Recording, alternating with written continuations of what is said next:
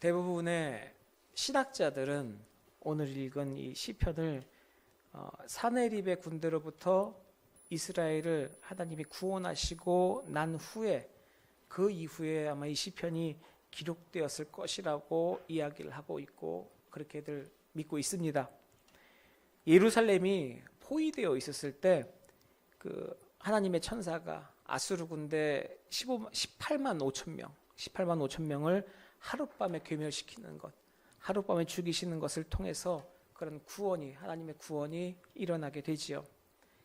마틴 루터가 쓴 유명한 찬송가가 있습니다. 우리 찬송가도 있는데 내주는 강한 성이요, 내주는 강한 성이요, 이 마틴 루터가 썼는데요.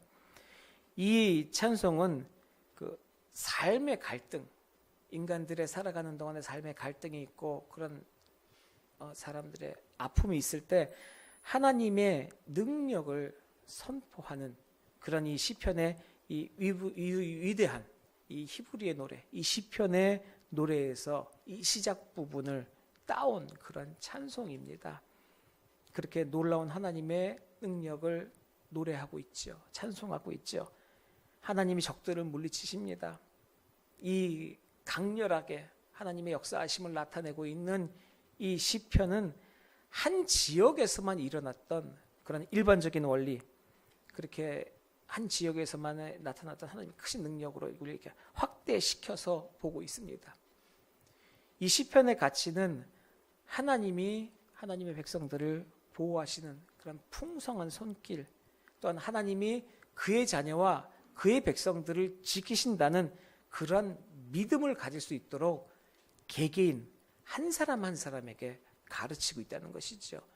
참 성경은 한 사람에게 적용을 안 시키고 여러 사람을 모아서 여러 사람이 해야 될 일들, 하나님이 원하시는 일들이 그룹 전체 우리들의 모임 안에서 해야 될 그런 일들도 이야기하시고 계시고, 또한 한 사람 한 사람에게 힘을 주시고 능력을 주시고 하나님의 아들로서의 그런 하나님의 주권을 선포하시는 그런 가운데서 그 은혜를 혼자서 받으면서 내가 그 앞에 힘을 얻을 수 있는 그런 하나님의 말씀도 주시는 것을 알 수가 있습니다. 오늘 말씀은 한 사람 한 사람에게, 한 사람 한 사람에게 힘을 주는 하나님의 말씀이시죠. 내가 너희의 인생을 주관한다. 내가 너희의 인생을 다스린다. 내가 너희의 인생과 나아갈 길을 책임진다는 그런 아주 강력한 메시지를 우리들에게 전하고 계시는 것입니다. 우리가 살아가는 세상은 계속해서 발전하고 있습니다. 발전하는 것 이유는 하나입니다. 인생이 편안하기 위해서죠. 가만히 보면 편하기 위해서 발전해 왔습니다. 개발하고 발명하고 오히려 사람들을 못 살게 굴기 위해서 개발하는 것도 있습니다. 그게 무엇입니까? 건강을 위한 것들입니다. 헬스클럽에 가면은 모든 사람이 돈 내고 고생합니다. 땀 뻘뻘 흘리고 힘들고, 근데 왜 돈 내고 고생합니까? 건강을 찾기 위해서죠.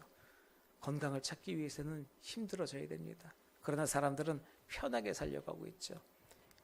하여간 이 우리들의 모임, 만남, 커뮤니케이션, 지금 살고 있는 이 땅들은 기술로 인해서 발달하고 있습니다. 근데 그 발달 중에 우리가 볼 수 있는 것 중에 접하는 것들이 참 많죠.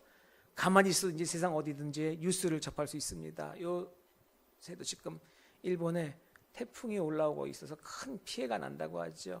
25년인가 30년 만에 가장 강력한 태풍이라고 합니다. 유조선이 밀려가서 다리에 부딪혀서 다리가 망가지고 트럭이 자빠지고 난리도 아닙니다. 근데 그러한 모든 상황을 바로 우리가 볼 수가 있죠. 재난에 대한 뉴스 일어나자마자 그것을 목도하고 그것을 볼 수가 있습니다. 근데 이것이 우리에게 어떠한 느낌을 줍니까? 우리도 조심해야겠다. 그런 생각이 들기 전에 뭡니까? 저 불쌍한 사람들, 5, 6년 전에 일본에서 큰 쓰나미 났을 때 정말로 생중계가 됐습니다. 시커먼 바닷물이 밀려오면서 모든 것을 쓸고 지나가는데 저 안에 분명 수많은 사람들이 그 안에서 아픔을 당하고 생명을 잃고 하는 그런 장면들을 우리는 아무런 해줄 수 없는 일로서 발발 동동거리면서 그 장면을 직접 보고 있지 않았습니까? 세상에서 일어나는 모든 재난이나 이런 아픈 것들, 끔찍한 사건들을 우리는 과학의 발전으로 인해서 눈앞에서 봅니다. 해결은 못 해주고 그런 세대에 빠지게 됐죠. 그냥 보고만 있어야 됩니다. 저 자연재해의 힘을 막을 방법이 없죠. 그런데 우리 하나님은 이 모든 자연의 모든 것들을 주관하시고 주장하시는 마지막 최종적으로 조종하시는 분이라는 사실을 우리가 잊지 말아야 합니다. 인간의 능력으로는 막을 수 없습니다. 인간이 어떻게든 해결할 수 없는 부분이라는 것이죠. 하나님께서는 이것들을 모든 것을 시작하시고 마치고 경계를 정하십니다. 태풍이나 큰 해일이 필요하다는 것을 우리는 알고는 있습니다. 지구가 온도가 위아래 적도 지역과 극지방에 온도차가 심각하게 나고 불균형이 나기 시작하면은 태풍이 일어나서 전체적으로 이것을 다 휘저어 준다고 하죠. 허리케인, 태풍이 일어나는 이유가 그겁니다. 고온한 부분과 윗부분의 대기를 섞기 위하여서 아래서부터 위까지 태풍이 지나가고 나면 온도의 밸런스가 맞는다고 해요.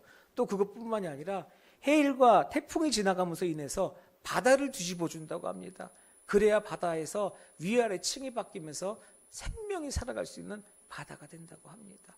큰 그림과 큰 것을 보고 하나님께서는 역사하시는 그런 하나님의 놀라운 손길이지만은 우리가 볼 때는 그런 것이 들어오기 전에는 임명해야 하는 것들, 저 안에서 정말로 많은 사람들이 아픔을 당할 텐데 그런 모습을 보게 되죠. 우리 인간의 짧은 생각으로는 그게 안타까울 뿐입니다. 하지만 하나님의 방법에서는 그게 꼭 필요한 부분이었죠. 또 그 안에서 하나님은 하나님의 자녀를 구해내십니다. 하지만 어떨 때는 하나님의 자녀가 그 안에서 고통당하고 죽을 때도 있다는 거죠. 생명을 잃을 때도 있습니다.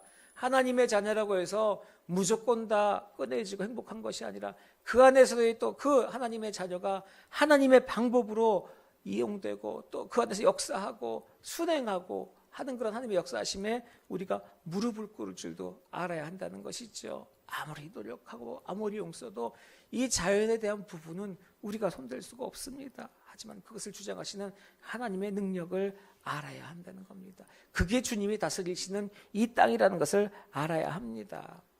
이런 어려움에서 하나님의 자녀들 부딪히는 일들이 있습니다. 아까 제가 말씀드린 어찌하여서 하나님의 자녀들이 그 고통을 당해야 됩니까?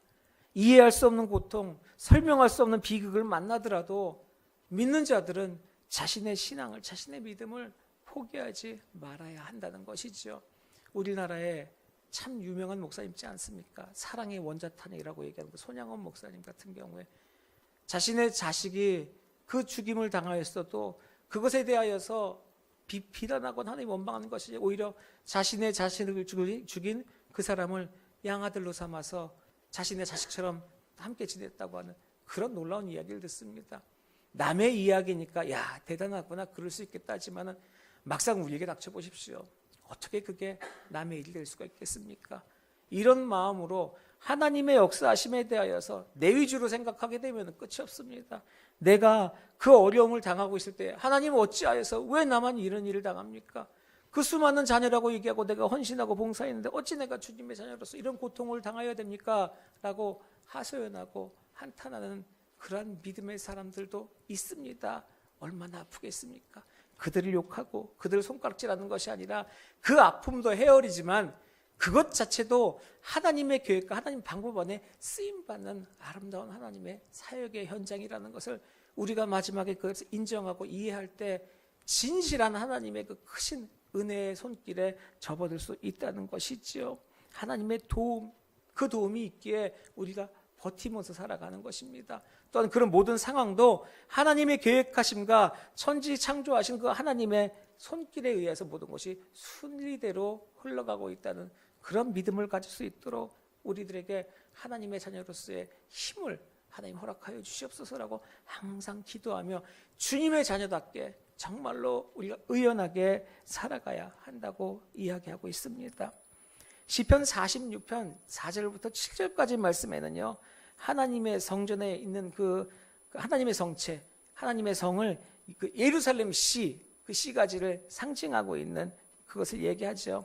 이 하나님의 성인 예루살렘이요, 상징성이 있습니다. 굉장히 큰 상징성이 있습니다. 하나님의 성으로서, 하나님의 존재하심으로서의 상징성이 있다는 것이죠. 여러 가지 단점들도 있습니다. 믿는 사람들, 우리 신앙인들에게 단점들도 있죠. 하지만 그 모든 것들, 그 모든 단점들을 먼저 뒤집어내기 전에는 하나님의 그 귀한 그 역사하시는 하나님의 그 이때까지 우리의 신앙을 지켜올 수 있도록 믿음의 선친들이 지켜냈던 그 아름다운 신앙의 모습을 우리가 본받아야 하는 것입니다. 우리 인간입니다. 인간이게 실수할 수 있습니다. 우리 그런 얘기 있지 않습니까? 자신에게는 아주 엄한 신앙의 잣대를 들이매야 합니다. 정말로 칼처럼 날카로운, 하지만 상대방에게는 평가의 잣대를 정말로 무디게, 아니요, 평가가 아니라 무조건 사랑으로 감싸고 그 사람을 인내하면서 높이면서 위로하면서 격려하면서 살아야 합니다. 나의 신앙을 내가 지키는 것이지 다른 사람의 신앙 손가락질하면서 그 신앙에 대해서 평가하는 것이 아니라는 것이죠. 우리가 살아갈 때 그런 모습으로 살아가야 합니다. 비록 단점이 보일지라도, 비록 아픈 모습이 보일지라도 우리가 사랑으로 감싸고 저자가 다시 일어날 수 있다면은 사랑으로 그 사람을 일으켜줘야 한다는 것이죠. 한 번에 실수할 수 있습니다. 어려움에 격할 때 잘못된 선택을 할 수가 있습니다. 믿음이 연약합니다. 그럴수록 우리가 덮어주고 우리가 격려해줘야 한다는 것이죠. 하나님이 원하시는 믿음이 바로 그런 믿음일 것입니다. 우리 모두가 수세기 동안 살아오는 동안 이 인간이 쭉 살아오는 그 안에 하나님의 말씀은 꼭 살아서 역사하셨습니다. 믿음을 가지고 우리가 살아가는 그 발걸음마다 모든 것을 이겨나갈 수 있도록 주님께서 역사하셨다는 거죠. 하나님의 말씀인 성경, 정말로 많은 아픔이 있었습니다. 이 적대시하는 세력들이 이 성경을 파괴하려고 얼마나 많이 노력을 했습니까? 정경이 되는 상황에서도, 그 이후에서도. 하지만 이 성경이 지금의 우리 손에 오기까지 정말로 이것이 굳건하게 지켜지고 이 말씀이 전해졌다는 것은 사람의 능력과 사람의 노력이 아닙니다. 하나님께서 살아 역사하시고 진정으로 우리에게 전해주신 하나님의 메시지이기 때문에, 우리가 이것이 있어야 살아가기 때문에 하나님의 능력으로 이 성경이 계속해서 지켜져 오는 것입니다. 수많은 어려움과 수많은 시련 속에서 어찌 이것이 그대로 계속 연결이 되냐는 것이죠. 하나님께서 직접 그분의 약속하신 말씀도 보호하고 계십니다. 성경 말씀, 하나님이 이렇게까지 보호하시고 계속해서 쭉 이끌어 나가신 이유가 뭐겠습니까? 하나님의 사랑하시는 우리 자녀들에게 이 말씀이 필요하기 때문입니다. 우리를 사랑하시어서 이 성경을 보존하신 것처럼 그 원천은 우리에 대한 사랑입니다. 그 사랑을 깨닫고 하나님이 나를 위해서 얼마만큼 큰 사랑을 품고 계시는지도 우리가 깨달아야 한다는 것이지요. 하나님은요, 전쟁 가득한 그런 세계에서도 하나님이 다스릴 능력이 있습니다. 세상은 전쟁의 소문만이 흉흉해집니다.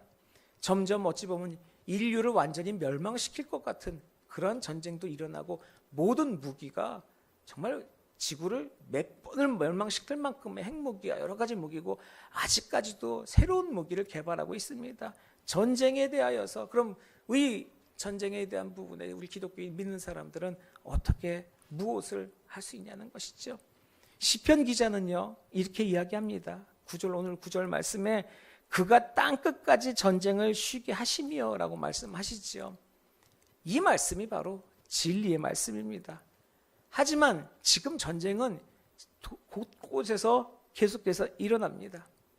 사람의 마음에, 많은 사람들의 평화가 올 때, 마음의 평화가 올 때 진정한 세상의 평화가 옵니다. 그럼 그 사람의 마음의 평화가 어찌 오겠습니까? 평강의 왕인 예수 그리스도를 통해서만 그 평강이 이루어진다는 것이죠.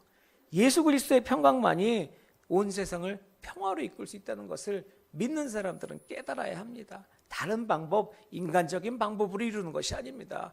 평강의 왕이라고 말씀하시는 그 주님께서 이곳에 오셔야, 그 예수를 통하여서만 그 평강이 이루어지는 것이지요. 그러니까 우리가 믿지 않는 자들에게 메시지를 전할 때 우리가 해야 될 가장 중요한 것이 무엇입니까? 바로 그것입니다. 평강의 왕, 평강의 왕 예수 그리스도가 오시니까 우리 함께 그분 앞으로 나아가자. 세상은 전쟁 속에만 빠져 있습니다. 이것을 전체를 다 다스리실 분은 우리 예수님밖에 없다. 우리 하나님밖에 없다. 그 10절 말씀 있지 않습니까? 오늘 너희는 가만히 있어 내가 하나님 됨을 알지어다. 진정 하나님이 주가 되시고 모든 것을 하나님 손에 맡길 수 있는 그런 신앙의 태도가 필요합니다. 우리들 살아가는 동안에 내가 해결할 수 있는 데까지 해봅니다. 처음부터 기도하고 들어가는 경우 많지 않습니다. 내가 할 만큼 하죠. 노력할 만큼 합니다. 여기저기 끌어서 할 것 다 해보고 그래도 안 되면은 그 다음에 붙잡는 것이 바로 하나님입니다. 아파서 병원에 여기저기 하고 이것저것 좋은 거 다 먹고 할 수 있는 거 다 하고 나서 가망 없습니다. 그러면 하나님께로 돌아옵니다.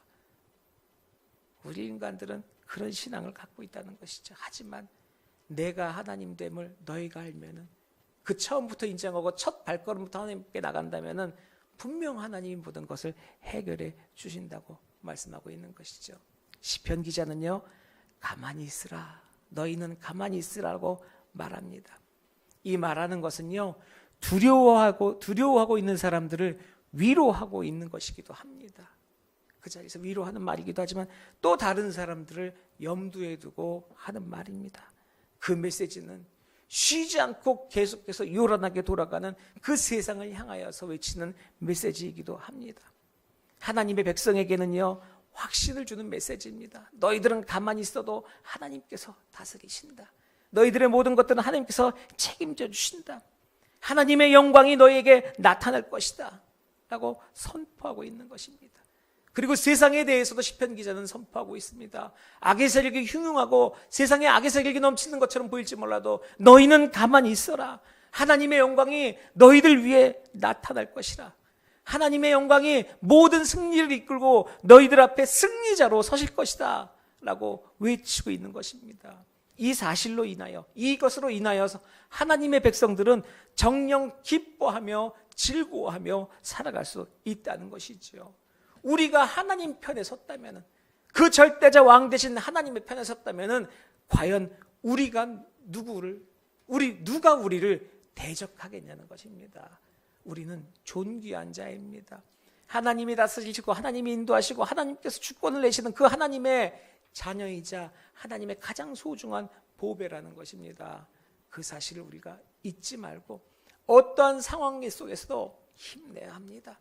세상 사람들은 우리들을 손가락질합니다. 예수를 믿는다는 이유 하나만으로 수많은 불이익을 당합니다. 말도 안 되는 상황 속에서 신앙을 지키는 사람들을 바보 취급을 그런 세상에 살고 있다는 것이죠. 하지만 우리가 누구 때문에 그런 일을 당하는 것입니까? 온 세상을 다스리시는 하나님 아버지의 이름 앞에서 우리는 올바로 서려고 노력하는 그런 진리 앞에서는 우리들의 신앙인 것입니다. 하나님은 그 신앙을 기뻐하십니다. 그 신앙을 원하시고 우리들에게 그 신앙을 강조하고 계시는 오늘의 말씀인 것입니다. 사랑하는 성도 여러분, 하나님의 복된 성도가 되었습니다. 하나님의 사랑스러운 자녀가 되었습니다. 우리 모두 그 사랑을 세상에 나눠줘야 할 것입니다. 그 사랑을 세상에 알려줘야 합니다. 사람들은 우리에게 손가락질 하더라도 그 손가락질을 사랑으로 품을 수 있는 진정한 그리스도의 사람으로, 그리스도의 군대로 살아가시를 주님의 이름으로 축원합니다.